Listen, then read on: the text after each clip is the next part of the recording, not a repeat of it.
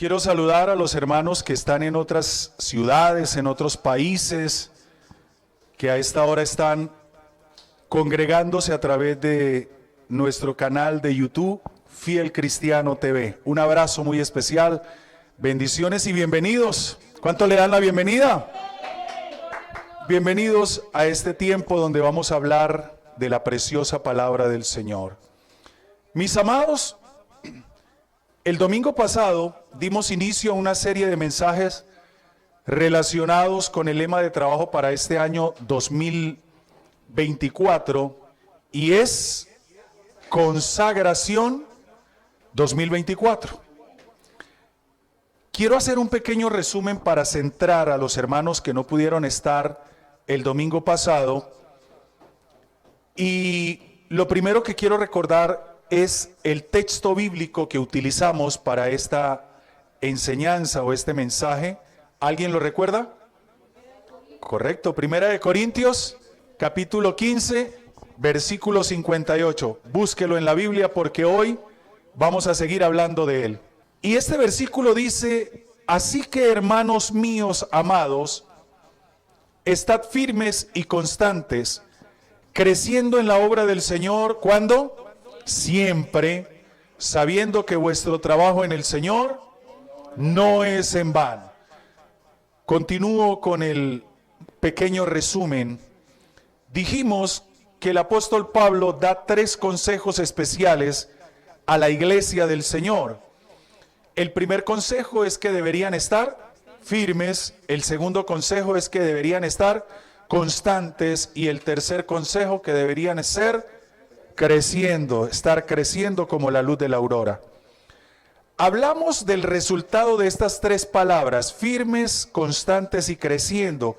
A ver si alguien recuerda cuál es el resultado de la aplicación de estas 3 palabras en nuestras vidas. Entonces vuelvo a predicar el del domingo pasado. El resultado en el cristiano de la firmeza, de la constancia y del crecimiento es la consagración. Ese es el resultado. Amén. Y dijimos que era tan importante la consagración en la palabra de Dios que hace referencia 39 veces del llamado a consagrarse a nuestro Dios. ¿Se acuerdan? También dijimos que la consagración es una palabra derivada de la raíz hebrea. ¿Quién la recuerda? Correcto, hermana. Kadesh. ¿Y qué significa ahora sí? Apartado, separado. Eso es lo que significa Kadesh en hebreo. Dijimos algo que espero que haya quedado muy claro, y es que la consagración es más que el servicio a Dios. Hay algo que enfaticé y quiero otra vez recordarlo. El propósito no debe ser confundido con el proceso. El servir a Dios no es garantía de estar consagrados. ¿Están de acuerdo con eso? Entonces, lo que pretendo dejar muy en claro es que el servicio a Dios es el resultado de la consagración. Y no debemos decir, me voy a consagrar para servir.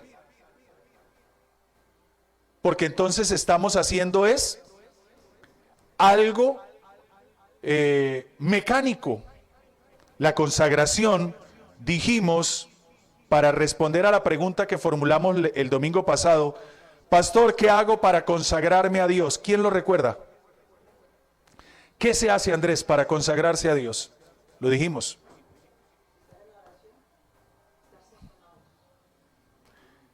Le voy a recordar para que lo tengamos claro.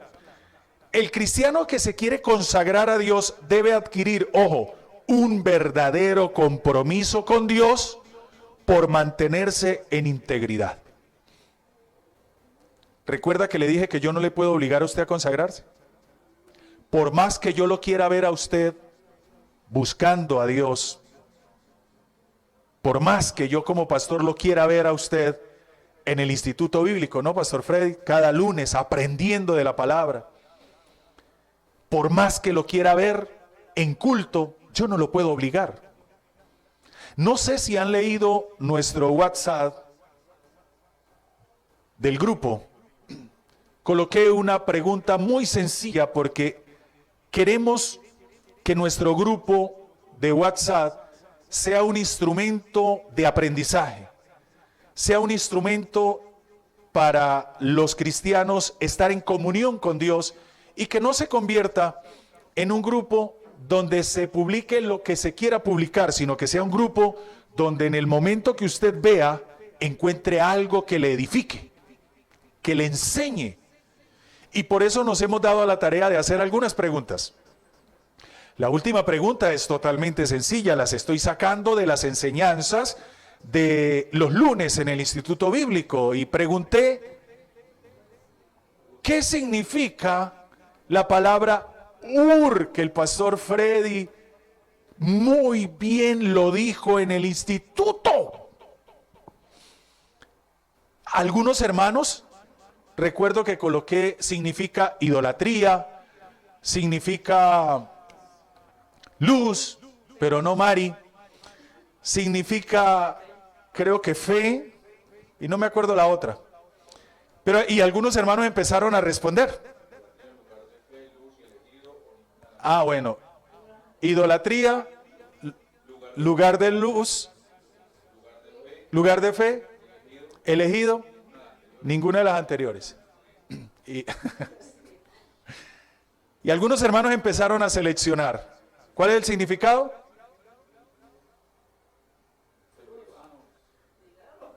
¿Cuál es el significado? ¿Lo tiene usted? Luz. Ur significa luz. Y una hermanita dijo algo que lo leí como a las, bueno, en la madrugada. Y no contesté al principio, pero después me llamó la atención. Dijo, se dio a la tarea de buscar cuántos estamos incluidos en el grupo 64, ni yo sabía. Ella sí, me enteró, 64. Y dijo, de 64 en el grupo y solo 8 responden. ¿Los puedo obligar? Las cosas de Dios, aunque son lo mejor, no las podemos obligar. Lo único que podemos decir es, no saben lo que se están perdiendo. Pero Dios es lo mejor. Y es por eso que a veces, por ejemplo, como padres, nosotros queremos que nuestros hijos conozcan al Dios que nosotros estamos sintiendo.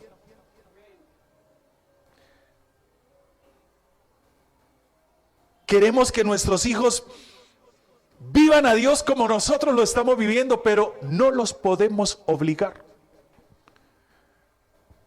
Porque la consagración, ¿qué es?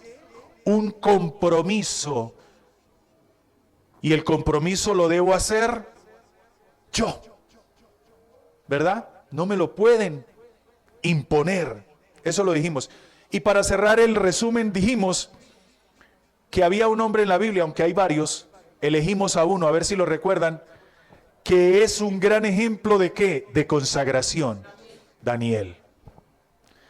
Acuérdense que también dijimos que Daniel nos da ese ejemplo de consagración porque desde joven fue puesto en cautiverio. Pero el cautiverio no acabó con el deseo y el compromiso que él había adquirido con Dios. Ni Daniel fue profeta porque se consagró a Dios. No, primero Daniel hizo el compromiso y luego como resultado de su compromiso de consagración, Dios vio a bien ¿qué? Utilizarlo como ¿qué? Como profeta. ¿Me estoy haciendo entender? Todos los que queremos consagrarnos a Dios y apartarnos del pecado, siempre nos vamos a ver envueltos en conflictos. ¿Le pasó a Daniel? A tal punto que lo lanzaron ¿a dónde? Pero ¿qué hace Dios con los que deciden apartarse para Él? ¿Qué hace Dios con los que deciden consagrarse para Él? ¿Qué hace Dios? Lo mismo que hizo con Daniel. ¿Qué hizo? Protegerlo, guardarlo. Amén. Yo me gozo por eso. Porque si usted y yo en este 2024 tomamos esta palabra, la hacemos nuestra y decidimos adoptar el compromiso firme con Dios de apartarnos del pecado y de empezar a vivir para Él, Dios nos guardará. Dios nos librará como guardó y libró a Daniel. Eso lo hará con usted. Eso lo hará con su familia. Amén. Yo lo creo, hermano. Quiero hoy iniciar esta parte que dije la vez pasada, que a partir de hoy vamos a empezar a ver cada una de los consejos. El consejo número 1 de Pablo, ¿cuál fue? Firmes. Estoy en Corintios capítulo 15, versículo 58. Con ternura, Pablo le habla a la iglesia y le dice: hermanos míos amados. Cuando un pastor usa la palabra de amado como de muy tierno, es porque la grey o la iglesia tiene cara de popeta. Está esponjado. Y le dice: mire, hermanitos queridos, amados, estad firmes. Lo primero que queremos ver es ¿a quién escribe Pablo esta carta? ¿A quién va dirigida? Correcto, a la iglesia de Corinto. ¿Pero solo para ellos? La respuesta es no. Y quiero que lo veamos por la Biblia. Mire el capítulo 1 de Primera de Corintios. En el versículo 1 al 3 encontramos los saludos. Pablo era muy cordial, él siempre saludaba. Él no llegaba a algún lugar y esperaba que lo saludaran, no, él sí saludaba. ¿Y qué dice el capítulo número 1? En el versículo número 1 dice: Pablo, llamado a ser apóstol ¿de quién? Por la voluntad de Dios. Y el hermano Sóstenes, Pastor Freddy. A la iglesia de Dios que está ¿dónde? Ojo, ahí está dirigiendo la carta a la iglesia de Corinto. Llamados a ser ¿qué? Santos, con todos los que en cualquier lugar invocan el nombre de nuestro Señor Jesucristo, Señor de ellos, y ahí nos está incluyendo. Ahí podemos ver por la Biblia que esta carta o este consejo de estar firme era para la iglesia en Corinto, pero era también para todos que, como dice Pablo, en todo lugar invocan el nombre de nuestro Señor Jesucristo. Y nosotros en esta mañana aquí estamos invocando el nombre del Señor. Es decir, que este consejo es para nosotros. Dios te dice: Gladys, firme. Dios te dice: Andrés, firme. Luz, firme. Amén. Teniendo claro que esta carta también es para nosotros hoy día, veamos el por qué el apóstol tiene que escribirla. ¿Por qué tiene que darse a la tarea de escribirla? Quiero decirle, hermanos, que la iglesia de Corinto era una iglesia realmente nueva. Pablo la había fundado en su segundo viaje misionero. Si usted busca el libro de Hechos de los Apóstoles, en el capítulo de número 18, usted se da cuenta que Pablo estuvo en Corinto durante 18 meses predicando y enseñando la palabra de Dios. El resultado de esos 18 meses de predicación fue la iglesia de Corinto. Ese fue el resultado. Pero pregunto, ¿creen ustedes que ser cristiano en Corinto era fácil? Correcto, no. Es que ser cristiano no es fácil. Es la mejor vida que hay. ¿Sí o no, hermano Miguel? Lo mejor.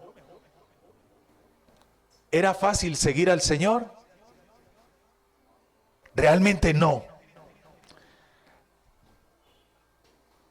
Aunque tenían al mejor predicador, que era Pablo, al mejor maestro que les enseñó la doctrina sana, présteme atención. Pablo les enseñó la doctrina sana, pura. Oraba por ellos, los aconsejaba, los cuidaba, pero sin embargo no era fácil seguir a Cristo en Corinto, no era fácil, no era fácil. ¿Quiere saber por qué no era fácil? ¿O no? Pregúnteme, ¿por qué era difícil? Eso. Le voy a decir, seguir a Cristo, aunque es lo mejor que hay, no es fácil, hermano Miguel, hermana Sonia, no es fácil. ¿Saben por qué? Por el ambiente que rodeaba a los hermanos en Corinto, y se lo voy a explicar. Corinto era una de las ciudades más florecientes de la antigua Grecia. En el tiempo del Imperio Romano tenía 3 puertos que la hacían muy comercial, muy famosa, pero también la hacían el lugar más pecaminoso de todo el Imperio Romano en los días de Pablo. A tal punto que era llamada Corinto el bazar de la vanidad. Imagine usted, ¿cómo era Corinto? Era una ciudad con algunos 400,000 habitantes, más o menos como Bucaramanga, aunque Bucaramanga tiene algo más. Pero para que usted se haga una imagen. ¿Qué población la conformaba? Diferentes nacionalidades, como hoy día. Habían griegos, habían judíos, habían italianos y otras nacionalidades. ¿Qué hacían allí? Habían marineros, negociantes, aventureros, habían refugiados de todo el imperio y todos deambulaban en las calles. Hasta la misma religión se usaba con propósitos indignos en aquella época.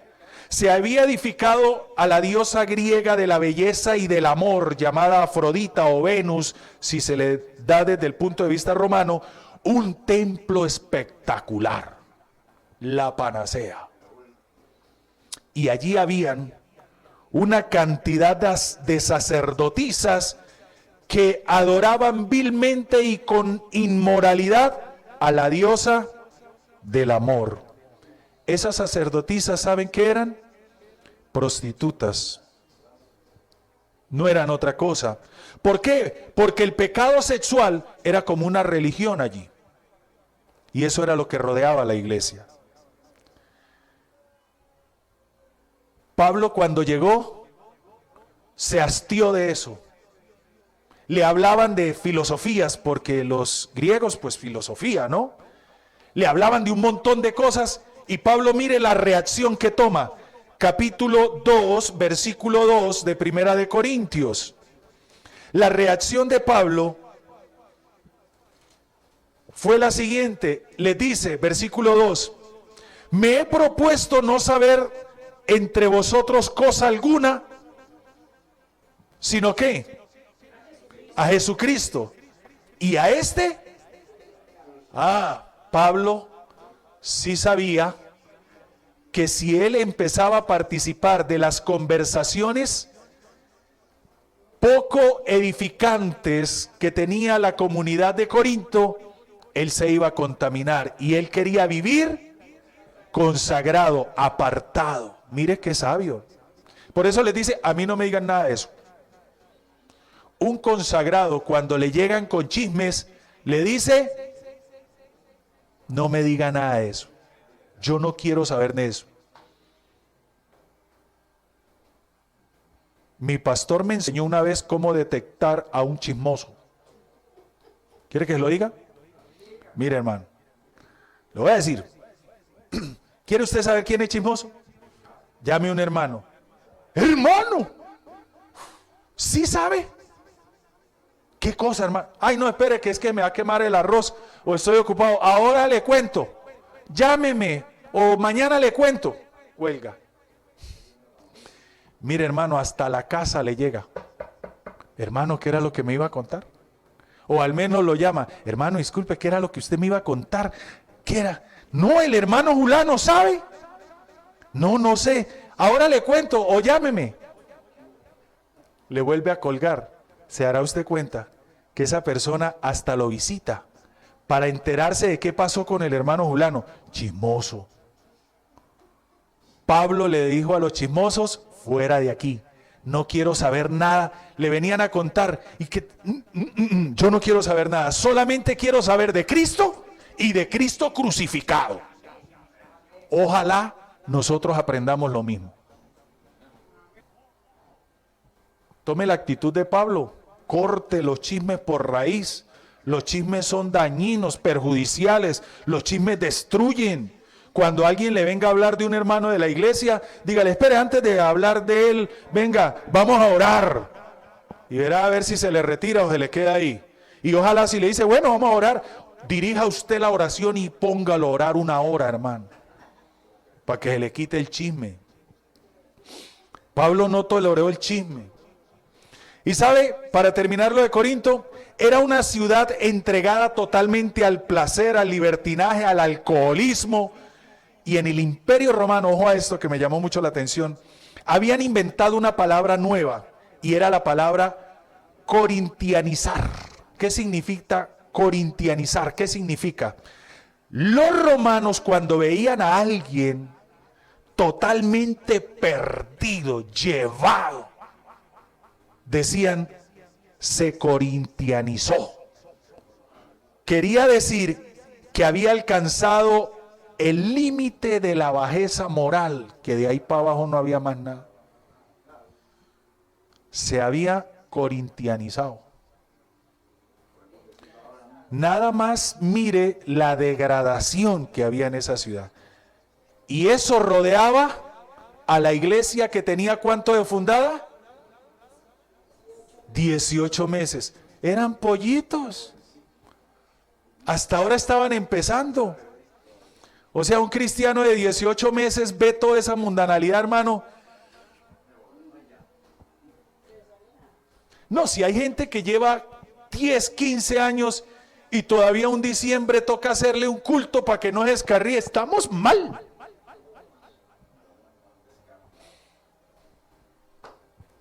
Y ahora estos tenían 18 meses y con toda esta mundanalidad, sexualidad, depravación, todo eso lo rodeaba. Pero sin embargo, mire,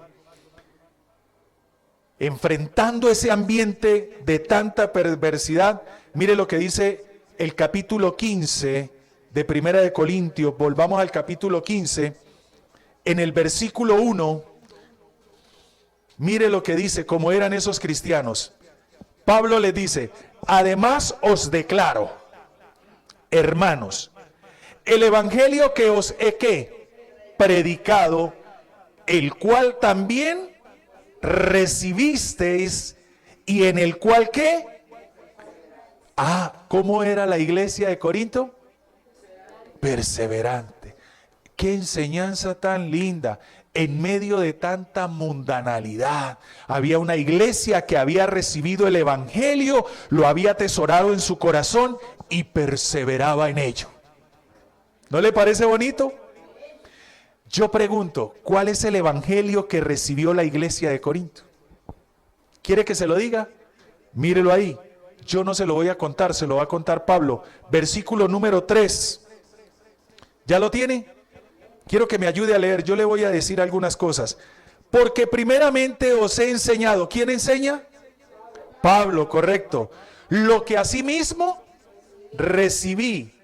¿Quién le enseñó a Pablo? ¿De quién recibió Pablo lo que ahora estaba enseñando? Del Señor Jesús. Dice que Cristo murió, ¿por qué? Nuestros pecados, conforme a las Escrituras, el 4, y que fue sepultado y que resucitó, ¿cuándo? Conforme a las Escrituras. Mire la predicación que les daba Pablo, y a todos ellos decían amén a eso. Y Pablo les decía, Jesucristo murió por nuestros pecados, amén. Jesucristo fue sepultado y resucitó al tercer día, amén. Y eso lo creían, esa era la fe de ellos. Versículo ¿qué? 5. Y que apareció a Cefas y después a los 12. Después apareció a más de 500 hermanos a la vez, de los cuales muchos viven aún y otros ya duermen. Y a eso decían, amén, Jesús resucitó. Después apareció a Jacobo, después a todos los apóstoles, y al último de todos, como a un abortivo, me apareció a mí, es decir, a Pablo, porque yo soy el más pequeño de los apóstoles, que no soy digno de ser llamado apóstol, porque perseguía la iglesia de Dios, pero por la gracia de Dios soy lo que soy, y su gracia no ha sido en vano para conmigo. Antes he trabajado más que todos ellos, pero no yo, sino la gracia de Dios conmigo. Y a eso ellos decían, amén. Y el versículo 11 me llama la atención, porque o sea yo, o sean ellos, así que predicamos y así habéis creído. En eso creían en Corinto, la iglesia de Corinto creía en eso, creía que Jesús había entregado su vida por los pecadores, creían que Jesús había ido a la cruz, pero que había resucitado al tercer día, y que se había levantado y se le había aparecido a muchos con un cuerpo, ojo a esto, con un cuerpo. En eso ellos estaban firmes. Su fe, de ahí nadie la sacaba. De esta enseñanza ellos decían, nadie me saca. Volvamos al versículo 1 para analizar el versículo 2, donde Pablo les dice una cosa muy fuerte. Capítulo 15, versículo 1, lo volvemos a leer para poder analizar el 2. Además os declaro, hermanos, el evangelio que os he predicado, el cual recibisteis y en el cual también perseveráis, el 2, por el cual asimismo, si tenéis la palabra que os he ¿qué? Ojo a esto, si retenéis la palabra que os he predicado, ¿sois qué? Salvos. Y esto es lo fuerte, si no creísteis, en vano. Esto es una verdad muy fuerte. En otras palabras, Pablo dijo, aquí hay ciertas personas jugando al evangelio. Se van a pegar una estrellada cuando el Señor Jesucristo, porque los que retenéis la palabra, ¿qué es retener la palabra? Vivir la palabra. La palabra que se les ha predicado, los que retenéis esa palabra, sois salvos. Pero los que no creíste, los que no la retienen, creen en vano. El evangelio no es para jugar, el evangelio es para salvación. Por eso es que el evangelio no se puede catalogar como una religiosidad, se debe catalogar como una experiencia de vida. Cuando usted toma el evangelio como la parte religiosa, nunca será transformado y cambiado. Pero cuando usted vive esta palabra, este evangelio, lo toma como una experiencia de vida, podrá experimentar en usted lo que dice el mismo Pablo, de modo que si alguno está en Cristo, nueva criatura es. Las cosas viejas pasan y todas son hechas nuevas. Y mire quién se lo dice, nadie menos que un maloso. Una vez en el devocional prediqué de algo que se llamó el más malo de todos. Y si había alguien maloso, era Pablo. Y tenía los recursos y le hacían caso. Era malo. Y sin embargo, él dice, si me cambió a mí, ¿cuánto más lo puede cambiar a usted? ¿Usted cree que a Dios le queda difícil cambiar a alguien? No. Eso nos queda a nosotros difícil. Mire, yo he tenido como docente que ver a algunos padres de familia arrodillársele a los hijos en el colegio, rogarle, llorarles. Mi hijo cambie, mi hijo mire. Y ni las lágrimas de la mamá, que es lo más. Yo nada más de pensar que yo pueda hacer llorar a mi mamá, me dan ganas de llorar, hermano. Y yo he visto madres que se le arrodillan a los hijos, mi hijo, cambie, mi hijo, mire. Y los hijos, Y yo he hablado con unos muchachos y me dicen, yo quisiera cambiar, profe, yo quisiera. Ya no quiero ser el mismo. Pero no puede, porque el único que puede cambiar el corazón es Dios. Cuando se le da la oportunidad de entronarse ahí. Los de Corinto, ¿por qué esa pequeña iglesia, por qué pudo salir? Porque ellos practicaban eso, idolatría, todo eso de pecado. ¿Por qué pudieron salir de eso? Porque le abrieron el corazón a Dios, a la palabra, y pudieron estar firmes, amén, en esta enseñanza de retener la palabra de Dios para ser salvos. Todo aquel que retiene en su corazón la palabra de Dios y decide apartarse del mundo, será salvo. ¿Usted es salvo? Amén. Si no, se cree en vano, hermano. Mis hermanos, siempre que Dios nos habla, nos da la oportunidad de demostrarle a Él si le atendimos, atesoramos su palabra o lo ignoramos. Y mire lo que le pasó a la iglesia de Corinto, versículo 12 del capítulo 15. Habiendo escuchado ya una predicación sana, habiendo escuchado al apóstol Pablo que le hablaba una doctrina que sana, diáfana, pura, ahora le prestaron el oído a filosofías. Y mire lo que dice Pablo: pero si se predica de Cristo que resucitó de los muertos, ¿cómo dicen algunos de entre vosotros que no hay resurrección de los muertos? A lo que habían dicho amén, y en lo que estaban firmes, empezaron algunos a querer retractarse. Amén.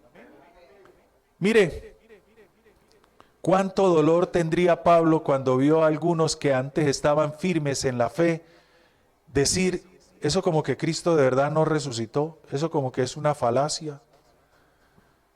Me imagino el dolor. A mí me duele cuando hay alguien que ha venido a la iglesia, se ha congregado, ha vivido a Dios y luego se descarría. A mí me duele. En esa época, en la época de Pablo y de la iglesia de Corinto, se levantaron con fuerza falsas enseñanzas de los filósofos con los que negaban la resurrección corporal de Cristo. Habían 3 filosofías y se las voy a decir rapidito porque eso no es importante, solo para que la sepa. La primera filosofía era el estoicismo, fundada por el filósofo Zenón. ¿Qué decía él? Él enseñaba desde el punto de vista material y natural. El estoicismo decía que en el momento de la muerte el alma se fundía con el cuerpo y el alma era destruida. Eso era lo que decían. Pero Pablo ya les había enseñado de eso y Pablo les había dicho que nuestros cuerpos iban a ¿qué? Resucitar. ¿Cierto? La segunda filosofía era el epicureísmo, obviamente de Epicuro, ¿cierto? Y la enseñanza se basaba en la muerte y que con la muerte se acababa todo.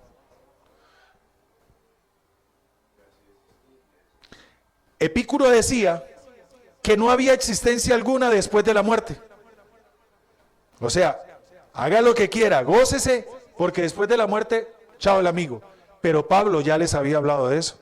Y Pablo les dijo que Jesucristo resucitó de los muertos y que también nuestros cuerpos resucitarían. ¿Para qué? Para ir ante la presencia de Dios. Pablo les enseñó que cuando uno muere, no termina todo. Los filósofos le llenaron el coco y le dijeron, eso es mentira. Y los dijeron, está bien. Así hay muchos cristianos. Les están enseñando la palabra fiel, la palabra pura. y se ponen serios. Pero llega alguien a enseñarle falacias, tonterías para sacarle la plata del bolsillo, estupideces como de que traiga a su casa que Dios le da una nueva. Vea. Y ahí sí, amén. Y llegaron otros, los de Platón, el platonismo. ¿Qué decía Platón? Platón creía en la inmortalidad del alma, pero negaba la resurrección corporal. Y frente a eso Pablo dijo que nuestros cuerpos físicos resurgirían a la vida como cuerpos espirituales. Ahí está. Ya Pablo se los había enseñado. Y primero, amén.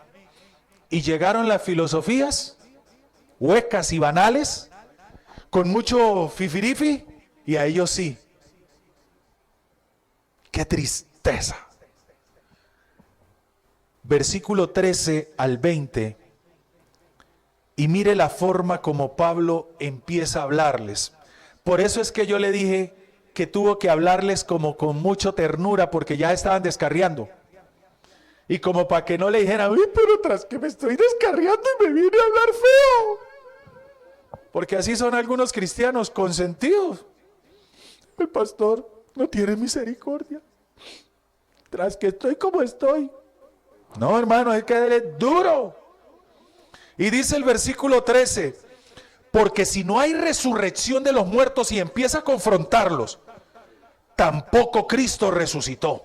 Y empiezan, oiga, ¿verdad? Versículo 14.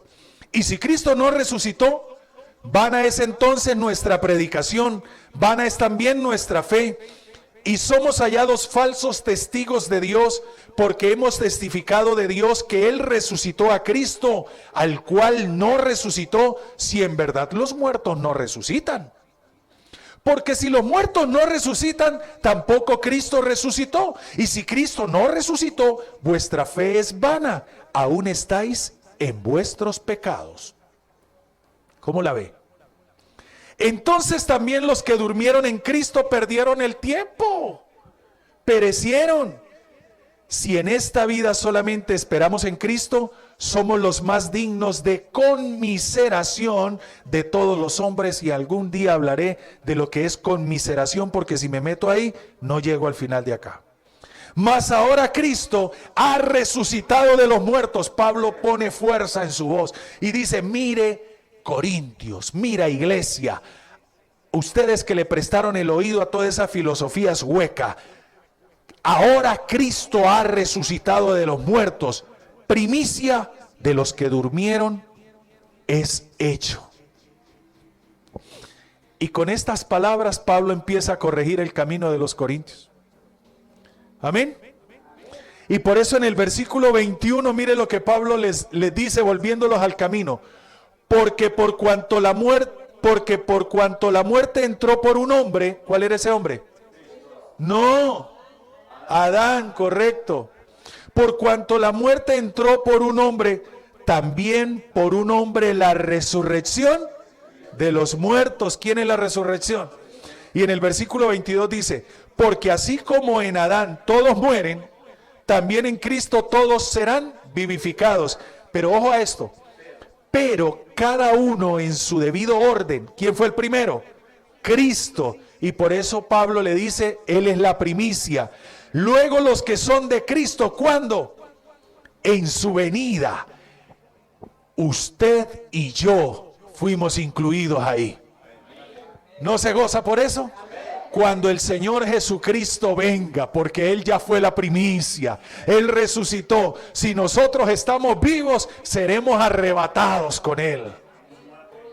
Y si nosotros ya hemos perecido, entonces como Lázaro seremos levantados de la tumba, bendito sea Dios, y nos encontraremos con Él en el reino, en las nubes para ir al reino, aleluya. En eso es que usted debe estar firme, hermano, que ninguna filosofía como las que se están levantando hoy, de que usted puede vivir como quiera, filosofías de prosperidad y hacer lo que quiera y que no pasa nada. Si pasa algo, si pasa algo, es el indicativo de que usted no ha nacido de nuevo, y si no ha nacido de nuevo, no podrá entrar a la Nueva Jerusalén. ¿O sí? Este libro sagrado dice que cosa inmunda no entrará. Y si no ha nacido de nuevo, es inmundo. Yo tengo que decírselo. Míreme rayado, ese pastor no tiene misericordia, pero yo tengo que decírselo, hermano. Porque la Biblia dice que al reino de los cielos, ¿qué? No entrará. Correcto. Por eso Pablo les tiene que hablar con amor, así como les estoy hablando yo con amor hoy. Por eso Pablo en el versículo 58 tiene que decirle, miren, así que hermanos míos amados, hermanitos queridos, ya ves que nos ha tocado ir a visitar gente, ¿no, Pastor Fred? Y toca, ay, hermanito, hermanito,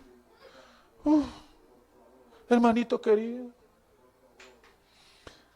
Así que hermanos míos amados, y les dice, estad firmes. Firmes, hasta ahí yo llego hasta firmes, firmes. Y les dice que esto no se vuelva a presentar. Mire, hermano, está bien que nosotros como cristianos tengamos un pequeño, como Asaf. ¿Qué le pasó a Asaf? Un poquitín. Y dice Asaf, uy, Dios mío, gracias que recapacité. Y Asaf deja muy claro y dice, en cuanto a mí, por poco dejo a Dios, por poco me dejo influenciar de estos, por poco me persuaden para dejar a Cristo. Y es que nosotros tenemos que enfrentar como Corinto un ambiente pesado.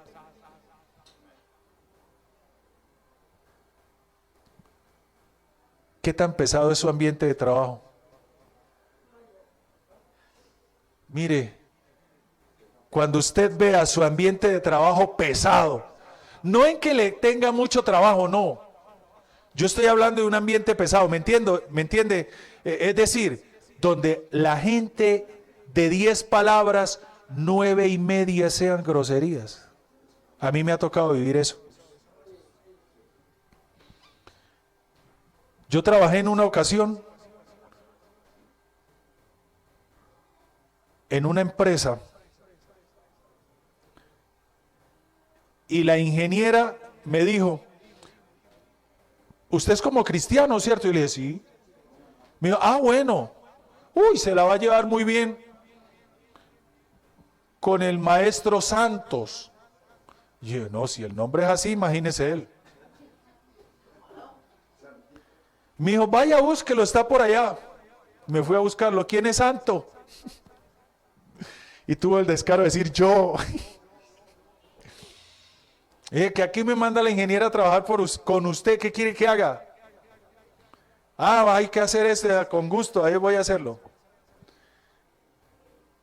Y hubo un momento en que empezamos a quedar solos él y yo trabajando en la zona que nos tocaba, y empezó a hablarme, hermano, y aquel santo de santo no tenía nada, porque él no identificó que yo era cristiano, y aunque yo era joven, él pretendió que yo no era cristiano por ser joven.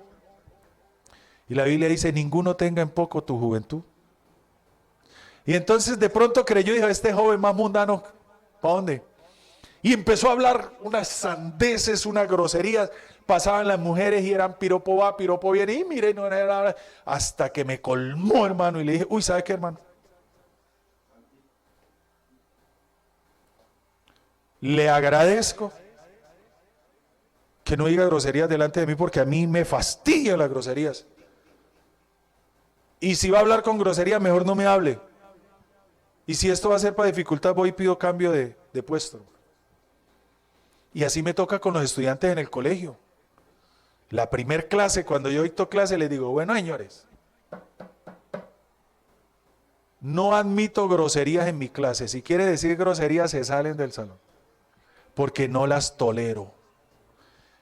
Y en mi trabajo he tenido que decirle a más de uno, le agradezco que no diga groserías.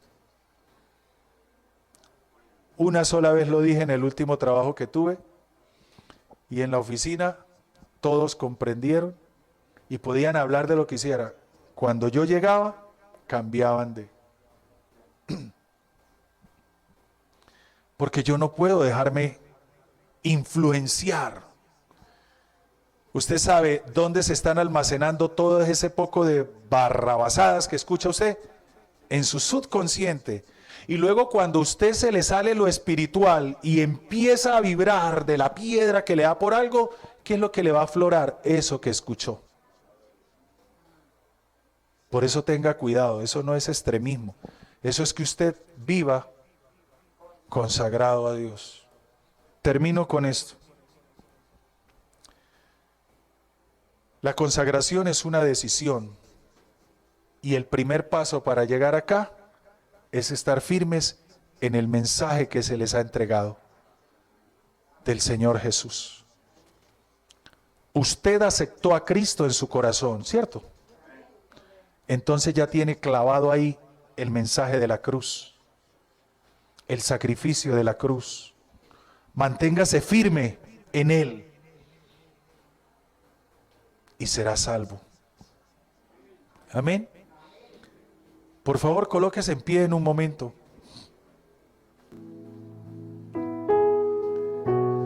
Dele gracias a Dios porque aunque han pasado los meses convirtiéndose en años, usted ha estado firme aún en el Señor. Mis amados hermanos, al igual que los hermanos en Corinto, nosotros estamos rodeados de un ambiente de pecado que cada día se contamina más y más.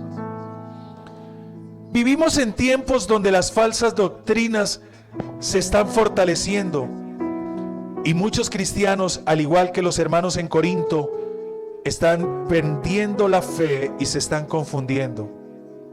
Iglesia de Cristo, a ustedes se les ha enseñado la palabra diáfana de Dios.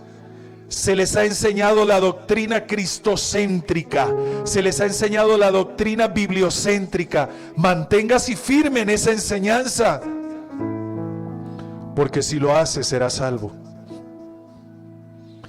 Si usted es consciente que ha fallado, si usted es consciente que no está firme y que está cavilando, claudicando en dos pensamientos, quiero invitarle para que se ponga las manos en el corazón. Eso es usted y Dios. Y le pida perdón a Dios. Dile: Señor, perdóname, porque no me he afirmado en tu camino, Señor. Sea sincero con Dios antes que sea demasiado tarde.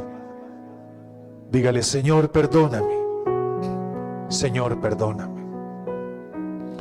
¿Cuántas veces me has hablado de que me aparte, Señor, del mundo, de la vanidad, y no lo he hecho? Y hoy me vuelves a hablar. No es el ambiente, Señor, el que me conduce a mí a ofenderte. Es que yo no me he comprometido contigo, Señor. Y por eso quiero pedirte perdón por mi falta de compromiso. Perdóname, Señor. Hoy quiero tomar en serio tu palabra, tu llamado a la consagración. Y quiero, Señor, hacer un alto en mi camino para comprometerme contigo, Señor.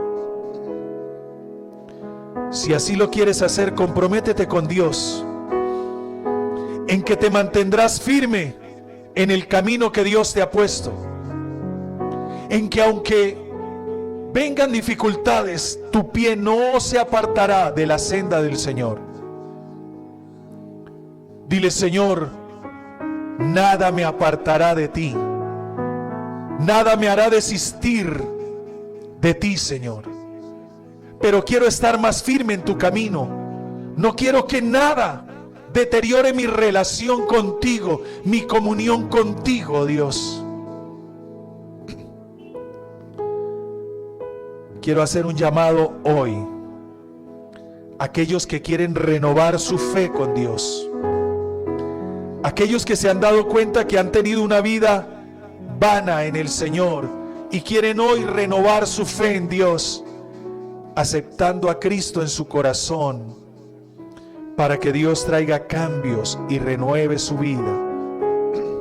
Aquellos que quieren reconciliarse con Dios, ahí donde está, levante su mano al cielo. Yo tengo mis ojos cerrados, porque eso a mí no me compete. Eso es usted y Dios, si quiere aceptar la palabra. Pero si así lo quieres hacer, levanta tu mano al cielo. Si quieres aceptar a Cristo en tu corazón, levanta tu mano al cielo. Si quieres renovar tu fe en Dios, levanta tu mano al cielo y dile: Señor, aquí estoy. No quiero salir de este lugar igual que como entré, siendo un hipócrita, mostrando lo que realmente no hay en mi corazón, ni viviendo lo que dice tu palabra. Te pido perdón, Señor, porque no quiero vivir igual. No quiero pisotear el sacrificio en la cruz. No quiero pisotear tu sangre. Quiero vivir para ti, oh Dios. Por eso en este año de consagración te traigo mi vida, mi corazón, te lo abro, te lo entrego. Te recibo en mi corazón como mi Señor, mi Salvador y mi Dios. Y te pido que me ayudes para no llevar una vida religiosa y sí llevar una vida consagrada a ti. Dame la capacidad de decir no al pecado, de apartarme del mundo y de la vanidad, para decir sí a la vida, sí a la salvación, sí a Cristo, sí al perdón. Señor, gracias. Gracias, Señor.